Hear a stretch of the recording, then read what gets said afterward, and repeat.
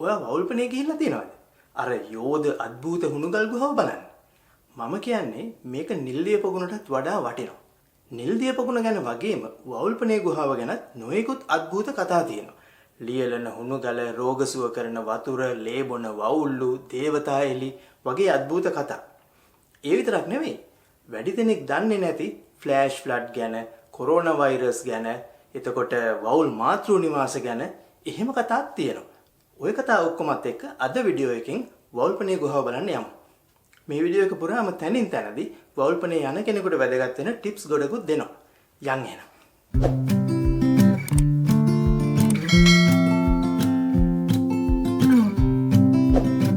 මුලින්ම බලමුකෝ කොහෙද මේ ගුහාව තියෙන්නේ කියලා. මේ ගුහාව තියෙන්නේ රත්නපුර දිස්ත්‍රික්කයේ වවුල්පන කියන ගමේ. මේ ගම රක්වාන කඳු අතරේ නැත්තම් බුළුතොට කඳු අතරේ හැංගිච්ච ලස්සන ගමක්. මේකට යන්න පාරවල් කීපයක්ම තියෙනවා. වැඩිපුරම දෙනෙක් යන්නේ මම හිතන විදිහට රත්නපුර ඇඹිලිපිටිය පාරේ පල්ලෙබැද්දේ තුන්තොට හන්දියෙන් හැරිලා. එහෙම නැත්තම් ඊට ටිකක් එහායින් තියෙන කොළඹ ගෑර කියන නගරයට කිට්ටු මිරිස්වැල්පත හන්දිය කියන එකෙන් හැරිලා යන්නත් පුළුවන්. එහෙම නැත්තම් සූරියකන්ද පැත්තෙන් හෙළඋඩ කන්ද පැත්තෙන් එන්නත් පුළුවන්. එතකොට පල්ලෙබැද්දේ තුන්තොට හන්දිය ඉඳලා ගත්තොත් කිලෝමීටර් 12ක විතර දුරක් තමයි තියෙන්නේ. මෙතනදී කතා කරන්න ඕනේ එක වැදගත් දෙයක් තියෙනවා කියලා මට හිතෙනවා. මේ ගමේ නම එක එක තැන්වල එක එක විදිහට ලියලා තියෙනවා. ඉංග්‍රීසියෙන් ලියලා තියෙන තැන්වල නම් වවුල් පෙන, වවුල් පොනේ, වවුල් අපොනේ කොහොම එක එක විකාර ලියලා තියෙනවා. ගමේ නම වවුල්පන, වවුල්පනේ කියලා කියන්නේ රත්නපුරේ, අනුරාධපුරේ, රාජාංගනේ කියනවා වගේ යෙදුමක්. එතකොට වවුල්පන ගමේ තියෙන ගුහාව වවුල්පනේ ගුහාව. දැන් තමන්ගේ වාහනයක ගියා වුණත් වවුල්පන යනකොට ටික දුරක් පයින් යන්න වෙනවා. මම නම් හැම වතාවෙම ගිහිල්ලා තියෙන්නේ පල්ලෙපැද්දේ තුන්තොට හන්දියේ. එතකොට තුන්තොට හන්දියෙන් බස් එකේ ගියොත් කිලෝමීටර් 2.5මාරක් තමයි උඩරිම පයින් යන්න තියෙන්නේ. හැබැයි මම නම් කියන්නේ පයින් යන්න පුළුවන් නම් තමයි හොඳම.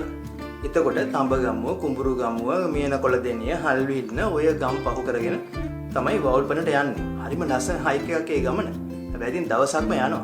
එතකොට 1979 දී මම මුලින්ම වවුල්පන යනකොට ඊට පස්සේ වාර කිහිපයකත් තුන්තොට හන්දියේ ඉඳන් දිගටම පයින් තමයි ගියේ.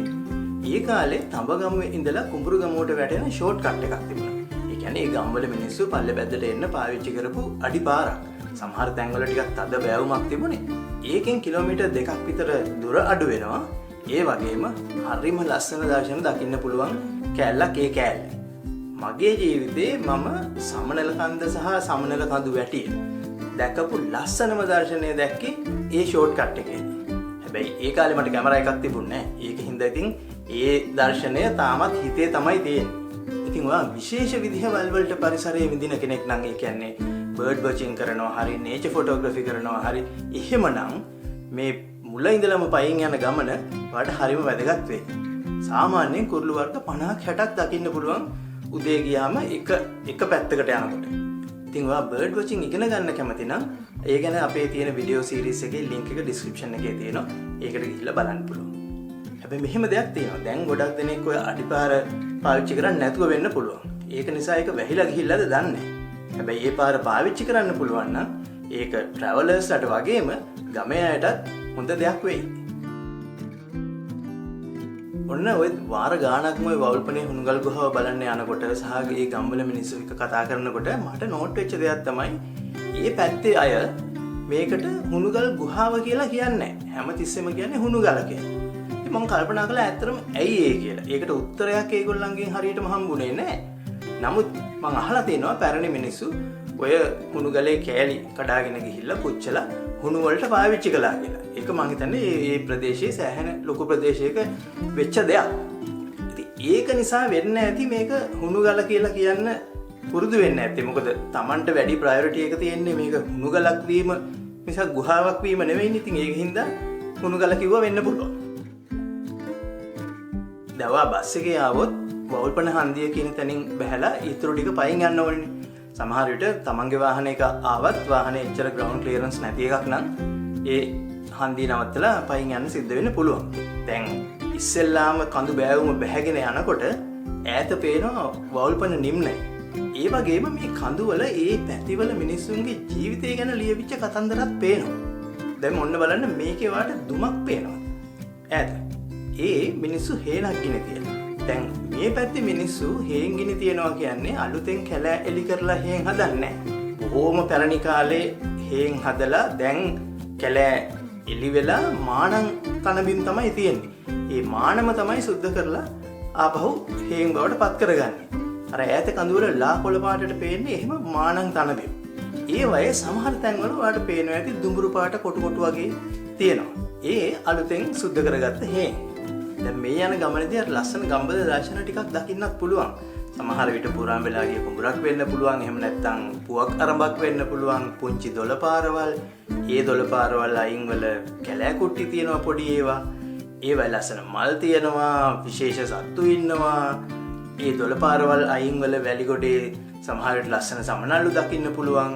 පරිස්සමෙන් බැලුවොත් ওই දොළවල් අයින් වල ලංකාවේ ඉන්න ලස්සනම කුරුල්ලෙක් වෙන රන් පිළිහුඩුව දකින්න පුළුවන්. මේ ලංකාවේ පුංචිම පිළිහුඩුව. මෙයාට වනාන්තරේ මැණික කියලා කියන්නේ. ඒ තරම් වර්ණවත්. ඔයාට ওই ගමනේදී මෙන්න මේ වගේ පුංචි දොළ පාරවල් ක්‍රොස් කරන්න හම්බ වෙනවා. දැන් ඔයා යන දවසේ ටිකක් වැස්ස තියෙන දවසක් නම් මේ දොළ පාරවල් ක්‍රොස් කරද්දී පොඩ්ඩක් පරිස්සමෙන් බලන්න. මොකද මේ සමහර තැන්වලදී ෆ්ලෑෂ් ෆ්ලඩ්ස් එනවා. මේව හදිසි ඉතා ඉක්මනින් වතුර වැඩි වෙනවා දොළ පාරවල් වල. ගොඩාක් වතුර වැඩි වුණේ නැති වුණත් මේ දොළ පාරවල් වල ගල් පෙරලීගෙන එනවා. එතකොට ඒව නිසා ලොකු අනතුරක් වෙන්න පුළුවන්. සමහර වෙලාවට මම දැකලා තියෙනවා මිරිස් ගල් 2ක 3ක සයිස් එකේ ගල් පෙරලීගෙන එනවා. එතකොට ඒ වගේ වෙන ෆ්ලඩ් එකක් එන්න විනාඩි 5ක් 6ක් ඇති. ඒ වගේම මේවා ෆ්ලෑෂ් ෆ්ලඩ්ස් නිසා ඉක්මනින් වතුර බහිනවා. ඒක නිසා දොළ සාමාන්‍ය වෙන්න වැඩි වෙලාවක් යන්නේ නැහැ. ඒක නිසා අවදානමක් අරන් දොළ ක්‍රොස් කරනවා වෙනුවට විනාඩි 15ක් 20ක් පැය භාගයක් ඉන්න ඒ වගේ තත්ත්වයක් තියෙනවා නම්. දැන් වවුල්පන ඉස්කෝලේ පහු කරලා චුට්ට දුරක් යනකොට හම්බ වෙන කැලෑ කුට්ටිය ඇතුලේ තමයි මේ වවුල්පන ගුහාව තියෙන්නේ. එතකොට කැලේ වම් පැත්තට පොඩ්ඩක් දොළ පැත්තට බැස්සාම ගුහාව පේනවා. දැන් මේක යෝධ ගුහාවක් කියලා දැනගෙන ගියා වුණත් ගුහාව ඉස්සරහට යනකල් මේකේ යෝධකම තේරෙන්නේ නැහැ. මුළු කඳු බෑවුමම ගුහාව. මහා ලොකු ගුහාවක්. නයිපෙන වගේ තියෙන গুপ্ত පෙනුමක් තියෙන තැනක්. දැන් ඔය ගුහාව ඇතුලෙන් ගලාගෙන යනවනේ දොළක්. ඕකට කියන්නේ හල්විනි දොළ කියලා. ඔය දොළ තමයි බොහෝ විට අවුරුදු දසදහස් ගානකට කලින් මේ හුණු ගල හාරලා මේ ගුහාව හදන්න ඇත්තේ. වැහි වතුර පොළොවේ පස් අස්සෙන් ගලාගෙන යන වතුරෙන් තමයි ওই ඉතුරු ලස්සන හැඩ මතු කරලා ගන්න ඇත්තේ. එහෙම ඒ හුණු ගල හැරිලා හැඩ මතු වෙනවා වගේම හුණු තැන්පත් වීමෙන් අදත් හැඩ මතු වෙනවා. හැබැයි හරිම හෙමින් සිද්ධ වෙන ක්‍රියාවක්. සාමාන්‍යයෙන් කියන්නේ ඒ වගේ හැඩයක එක අඟලක් වැවෙන්න අවුරුදු 100ක්වත් යනවා කියලා. දැන් මේ විදිහට මතුවලා තියෙන සමහර හැඩ දැක්කහම මේ නිකන් සත්තුන්ගේ මූණු, භූත මූණු වගේ හැඩ මතුවලා තියෙනවා දැක්කහම මට හිතෙනවා ඇයි මේවා ගැන අමුතු අద్భుත කතා හැදුන්නේ නැත්තේ කියලා. හැබැයි ওই අద్భుත ගතිය හින්දාමත් ඒ වගේම මේකේ වවුල ගොඩක් ඉන්නවා කියන හින්දා මේක බලන්න එන සමහරව අහන ප්‍රශ්නයක් තමයි මේකේ ලේබන වවුල්ලුත් ඉන්නවද කියලා. අර වැම්පයර් බැට්ස්ලා කියන අය. ඒ ප්‍රශ්නෙට නම් තියෙන්නේ හැබැයි නෑ කියන්නත් බැරි, ඔව් කියන්නත් බැරි උත්තරයක්. දැන් වැම්පයර් බැට්ස්ලා කියලා ලේ ආහාරයට ගන්න වවුලෝ ඇත්තටම ආසියාවේවත් ලංකාවේවත් නෑ. හැබැයි ව්‍යාජ වැම්පයර් බැට්ස්ලා කියන ෆෝල්ස් වැම්පයර් බැට්ස් වර්ග දෙකක් ලංකාවේ ඉන්නවා.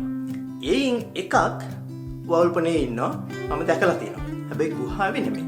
දැන් මේ ෆෝල්ස් වැම්පයර් බැට්ස්ලා කියන අය නිකන් ඔය අනිත් ක්‍රුමීන් කන වවුලන්ට වැඩිය ටිකක් දරුණු පෙනුමක් තමයි මූණ දැක්කම තියෙන්නේ. හැබැයි ඉතින් බය වෙන්න දෙයක් නැහැ. මේගොල්ලන් ලේ බොන හරි ලේ ආහාරයට ගන්න සත්තු නෙමෙයි. දැන් ඔන්න ගුහාව බලන්න යන අවස්ථාවට වැදගත් වෙන ටිප්ස් නම් ගොඩක් තියෙනවා දෙන්න. එකක් තමයි ඔයා පරිස්සමෙන් බැලුවොත් ඔයාට පේනවා මේ හුණු ගල තියෙන්නේ අර අපි සාමාන්‍යයෙන් කළු ගල් කියලා කියන ශක්තිමත් ගල් උඩ. එතකොට ඒ ගල් උඩ වවුල් බෙටි ගොඩක් වැටිලා වවුල් බෙටි තට්ටුවක් තියෙනවා. දැන් මේක හරියට ලිස්සනවා. ඒක නිසා බොහොම පරිස්සමෙන් අඩිය තියන්න ඕනේ. මොකද ඔයා කොහොමත් දොළ ක්‍රොස් කරනකොට කකුල් තෙමිලා එහෙම යන්නේ. එතකොට කොහොමත් මේව තවත් ලිස්සනවා. දැන් මේ ප්‍රශ්නේ සෑහෙන අඩු වෙනවා අර බැහි කාලේ ඉවර වෙච්ච ගමන් වගේ ගියොත්. එතකොට ඔය වවුල් බෙටි තට්ටු හේදිලා ගිහිල්ලා ගල් සෑහෙන තරම් පිරිසිදු මට්ටමක තියෙනවා. දැන් ඔය පහළ තියෙන වවුල් බෙටි තට්ටුව විතරක් නෙමෙයි. වවුල් ඉතින් හැමතිස්සෙම මේ වැඩේ කරනවනේ. ඒක නිසා උඩිනුත් වැටෙනවා. ඒක නිසා ටිකක් වටේ හොඳට තියෙන හැට් එකක් දාගෙන යන එක තමයි හොඳ. ඒ වගේම මෙතන සෑහෙන වවුල් ගඳ තියෙනවා. සමහරෙකුට මේකට දරා ගන්න ටිකක් අමාරු වෙන්න පුළුවන්. ඉතින් ඒකට ගැලපෙන්න මං හිතනවා N95 මාස්ක් එකක් වගේ තියෙනවා නම් ඒකක් හරි. එහෙම නැත්නම් අඩු ගානේ පොටවල් කීපයකට නවලා ලේන්සුවක් බැඳ ගන්නවා වගේ දෙයක් හරි කරන්න පුළුවන්. ගුහාව ඇතුළ ගොඩක් අඳුරුයි. ඉතින් ඒක නිසා විශේෂයෙන් ගුහාව ඇතුලේ දේවල් බලන්න අලුතෙන් බැටරි දාපු ටෝච් දෙකක් විතරවත් අරගෙන යන්න. මේ ගුහාවේ තියෙන පරිසර තත්ත්වෙ හින්දා ටෝච් එකේ එළිය ඉක්මනින්ම අඩු වෙනවා. ඒක නිසා වැඩි වෙලා ඒ අලුත් බැටරි දාපු ටෝච් එකක් උනත් පාවිච්චි කරන්න පුළුවන් වෙන එකක් නැහැ. තව වැදගත් දෙයක් තමයි මේ ගුහාවේ විවිධ අහුමුළු බෙන වගේ දේවල් තියෙනවා. ඒව ඇතුලේ සමහර වෙලාවට සර්පයෝ නැත්තම් දිවි මකුළුවෙක් උනත් ඉන්න බැරි කමක් නැහැ. ඒ ගැනත් පරිස්සම් වෙන්න ඕනේ. අනික් දේ තමයි මේක මේ හුණු ගල වැවෙනවනේ. ඒකට ඒක වැවෙන්නේ බොහොම හිමින් අර ගලාගෙන එන වතුර වාෂ්ප වීමෙන් ඒ ඉතුරු වෙන කැල්සියම් කාබනේට් බැඳිලා තමයි මේක වැවෙන්නේ. හැබැයි අපි ඒ තැන් ඇල්ලුවොත් ගුහාවේ පිටි හරි ඒ වැවිගෙන එන හැඩ හරි ඇල්ලුවොත් ඒවා සියුම් තැන් නම් කැඩිලා යන්නත් පුළුවන්. ඒ නැතත් අපි ඇල්ලුවාම අපේ ඇඟිලිවල තියෙන නැත්තම් අපේ හැමේ තියෙන තෙල් ගතිය ඒවයි ගෑවුණු ගමන් ඒ වැවීම නැති වෙනවා. ඒ නිසා ගුහාවේ පිටිවත් අර හැඩ අපි කියන්නේ හිරි ළඹ හිරි ටැඹ කියලා ඒවවත් අල්ලන්නේ නැතුව ගුහාව බලන්න පුළුවන් නම් තමයි ඉතාම හොඳ. දැන් ගුහාවේ දොරටුවෙන් මීටර් කිහිපයක් ඇතුළට ගියාම වහලේ සිදුරකින් වැටෙන වතුර පාරකින් හැදුණු දිය ඇල්ලක් තියෙනවා. ඒතකොට මේ හරිය සෑහෙන අඳුරුයි. ඒක නිසා අර ටෝච් වල එළිය අඩු වෙන්න කලින් ඒ හරිය බලා ගන්න පුළුවන් නම් හොඳයි. ඊළඟට දැන් මේ දිය ඇල්ලේ වතුර වැටෙන්නේ පල්ලෙහා තියෙන පූල් එකක් වගේ කොටසකට. අර හල්විනි දොල ගලාගෙන ඇවිල්ලා ඇතුලේ පූල් එකක් වගේ එකක් හැදිලා තියෙනවා. ඔය පොකුණට තමයි අර දිය ඇල්ල වැටෙන්නේ. හැබැයි මේ පොකුණේ තියෙන්නේ වවුල් බෙටි දිය වෙච්ච අපිරිසිදු වතුර. ඒකට ලංකාවේ වවුලන්ගේ ඇඟවල් වල කොරෝනා වෛරස් සහ තවත් නොයෙක් වෛරස් වර්ග වාර්තා වෙලා තියෙනවා. ඒගොල්ලන් මුත්‍රා සහ බෙටිත් එක්ක ඒ වෛරස් පිට කරනවා කියන එකත් හොයාගෙන තියෙනවා. ඉතින් ඒක නිසා මේ වවුල් බෙටි සහ වවුල් යුරින් මිශ්‍ර වෙච්ච පොකුණට බහින එක නම් මම නම් යෝජනා කරන්නේ නැහැ. එතකොට මේ ගුහාව යෝධ ගුහාවක් හින්දා සමහර තැන් වලට ලං වෙන්න පුළුවන් කමක් නැහැ. හැබැයි ඒ තැන් වල තියෙන විවිධ හැඩ විශේෂ දේවල් බලන්න බයිනොකියුලර්ස් පාවිච්චි කරන්න පුළුවන්කම තියෙනවා. ඉතින් ඔයා බයිනොකියුලර්ස් පාවිච්චි කිරීම ගැන දැනගන්න කැමති නම් අපේ බයිනොකියුලර්ස් ගැන වීඩියෝ සීරීස් එකක්ම තියෙනවා. ඒකේ ලින්ක් එක අපි ඩිස්ක්‍රිප්ෂන් එකේ දාන්න. ඒකට ගිහින් බලන්න පුළුවන්. ඔන්න දැන් හුඟ දෙනෙක් දන්නේ නැති තව වැදගත් දෙයක් තියෙනවා වවුල්පනේ ගුහාව ගැන. දැන් මේ ගුහාවේ වවුල්ලු මහා ගොඩක් ඉන්නවා කියලා දන්නවනේ. වවුල්ලු ලක්ෂ 2ක් විතර ඉන්නවා කියලා තමයි අනුමාන කරන්නේ. එතකොට මෙතන ඉන්නවා වවුලු වර්ග 5ක්. මිනියප්ටරස් ෆිලිප්සි කියලා කියන එයින් එක වර්ගයක් පැටව් හම්බ වෙන්නම මෙතෙන්ට එනවා. කියන්නේ ඒගොල්ලන්ගේ ලේබර් රූම් එක මාතෘ නිවාසය මෙතන. කොළඹ විශ්වවිද්‍යාලයේ මහාචාර්ය විපුල යාපා සහ එයාගේ කණ්ඩායම හොයාගෙන තියෙනවා මේ කියන වර්ගයේ සමහර වවුලෝ මෙතෙන්ට එන්නේ වැල්ලවායේ තියෙන ගුහාවක ඉඳලා කියලා. රටේ විවිධ තැන්වල ඉන්න ඒ જાතිය වවුලෝ ප්‍රෙග්නන්ට් කාලෙට වැල්ලවායේ ගුහාවට එනවා වගේ පේන්න තියෙනවා. එතන ඉඳලා පැටව් හම්බ වෙන්න හරියට අර අපේ ගැබිනි මව්වරු ඉස්පිරිතාලේ යනවා වගේ මේ වවුලු වවුල්පනේ ගුහාවට එනවා කියන එක හොයාගෙන තියෙනවා. දැන් එතකොට ඒගොල්ලන් විශ්වාස කරන්නේ මේ ගුහාවේ තියෙන විශේෂ පරිසර තත්ත්වයන් හින්දා තමයි එහෙම කරන්නේ කියලා. ඒ කියන්නේ මේ වවුල්පනේ ගුහාව ලංකාවේ ජීව විවිධත්වය රැකගන්න සෑහෙන දෙයක් කරන තැනක්. ඊළඟට මෙන්න දේවතා එලි. දැන් මේ පින්තූරේ තියෙනවා වගේ එලි තියෙන පින්තූර ඔය සමාජ මාධ්‍යවල සැරිසරනවා දැකලා තියෙන්නේ. දේවතා එලි නැත්තම් මලගිය ප්‍රාණකාරයා බණ අහන්න ඇවිල්ලා වගේ කතා එක්ක මේ වගේ පින්තූර සමාජ මාධ්‍යවල යනවනේ. දැන් මේ පින්තූරේ නම් මේ තියෙන්නේ මේ ගුහාව ඇතුලේ තියෙන චූටි පිනිබින්දු වලට කැමරා ෆ්ලෑෂ් එක වැදිලා දිලිසීම කියලා තමයි අපි හිතන්නේ. මෙන්න තව ටිප් එකක්. දැන් ගුහාව බලන්න ගියාම වවුල් බෙටි ඇඟේ ගෑවෙනවනේ. ඒක නිසා බොහෝ විට නාන්න සිද්ධ වෙනවා. දැන් මේ ගුහාව ඇතුළට රියැල්ල වගේ වැටෙන වතුර පාර තියෙන්නේ ගුහාවේ උඩ. ඒකට පීල්ලක් හයි කරලා තිනවා ගමේ මිනිස්සු. ඒ පීල්ලේ වතුරවල මේ සමේ රෝග සුව කරන බලයක් තියෙනවා කියලා කතාවක් තියෙනවා. ඒ කතාවේ ඇත්ත නැත්ත කොහොම වුණත් ඒ වතුරේ සෑහෙන khනිජ ලවණ තියෙනවා කියන එක නම් පරිශනාත්මකව පෙන්වලා දීලා තියෙනවා. ඉතින් බොහෝ විට මෙතනදී නාන්න සිද්ධ වෙන හින්දා ওই පීල්ලේ තියෙන වතුරෙන්ම නාලා ගියා නම් හරි. ගුහාව මේ විදිහට දිගටම තියෙයිද? ඒක නම් හරියටම කියන්න අමාරුයි. හැබැයි කාලයකට කලින් නම් මිනිස්සු ගුහාවේ වවුලන්ව මසට දඩයම් කරලා තියෙනවා. ඒක මම අහලා තියෙන හැටියට නිතර සිද්ධ වෙච්ච දෙයක් නෙමෙයි. එක වතාවක් නැත්නම් දෙකක්. ඒ හුඟක් ඉස්සර දැකලා තියෙනවා එහෙම වවුල දඩයම් කරපු බවට සලකුණු. හැබැයි මෑත කාලේ නම් එහෙම දඩයම් කරපු බවට සලකුණු දැකලා නැහැ. ඒ නැතත් දැන් මේ කොවිඩ් ප්‍රශ්නෙන් පස්සේ මං හිතන්නේ නැහැ කොරෝනා වෛරසුත් ඇඟේ තියෙන වවුලන්ගේ මස් කන්න උත්සාහ කරයි කවුරුවත් කියලා. ඒ හින්දා වවුලන්ට නම් හොඳ කාලයක් තියෙයි. හැබැයි එහෙමයි කියලා ගුහාව පරිස්සම් වෙයිද කියන එක කියන්න දන්නේ නැහැ. මොකද පහුගිය අවුරුදු 30ක විතර කාලේ විවිධ සංවර්ධන යෝජනා ඇවිල්ලා තිබුණා. එකපාරක් ආවා මේක ඇතුලේ ලයිට් දාලා ලස්සනට ටුවරිසම් ඩෙවලොප් කරන්න ඕනේ කියලා යෝජනාවක්. සමහර රටවල් වල එහෙම මේ වගේ කේව්ස් ඇතුලේ ලයිට් දාලා ලස්සනට දේවල් කරලා තිනවා තමයි. හැබැයි ඒ කරලා තියෙන්නේ එහෙම ජීව පද්ධතියක් විනාශ කරගෙන ලයිට් දාන වැඩක් නෙමෙයි. ඒතකොට එහෙම කේව් එකක ලයිට් දාලා ජියෝ ටුවරිසම් කරන්න නම් ලංකාවේ තව කේව්ස් ඕන තරම් හොයාගන්න පුළුවන්කම තියෙනවා. ඊළඟට ඊට පස්සේ ආව තව කතාවක් මේ වවුල්පන සහ තව අවට ප්‍රදේශවල තියෙන කඳු ගණනාවක යට තියෙන හුණුගල් මේ වගේ කන්දෙන් වැහිලා තියෙන හුණුගල් මයින් කරන්න, කැනීම් කරන්න, ගල් කොරි දාන්න එහෙම යෝජනාවක් ආවා. ඊට පස්සේ ආයේ මේ මෑතකදී මැණික් ගැරීම් හින්දා හානි වෙනවා කියලා වාර්තා වගේක් දැක්කා. ඉතින් ඔය වගේ සල්ලි තමයි වටිනාකම තියෙන්නේ, අනික් දේවල් කිසි දෙයක් වටින්නේ නැහැ කියන විදිහේ අදහස් තියෙන මිනිස්සුත් ඉන්න හින්දා ප්‍රශ්න එන්න පුළුවන් ඉස්සරහට. ඉතින් සල්ලි වලින් වටිනාකම මනින්න බැරි දේවල් අනාගතයට පවතින්නේ ඒවයි වටිනාකම දැනෙන මිනිස්සු වැඩි වෙන තරමට. ඉතින් මේ වීඩියෝ එකේ ඔයාලට වටිනාකමක් පෙනුණා නම් ඒ ගැන කමෙන්ට්ස් වලින් අපිටත් අනිත් අයටත් කියන්න. ලයික් එකක් දාන්න. යාළුවොත් එක්ක ෂෙයා කරගන්න. ඒ වගේම අපිව සබ්ස්ක්‍රයිබ් කරලා නැත්නම් සබ්ස්ක්‍රයිබ් කරන්න.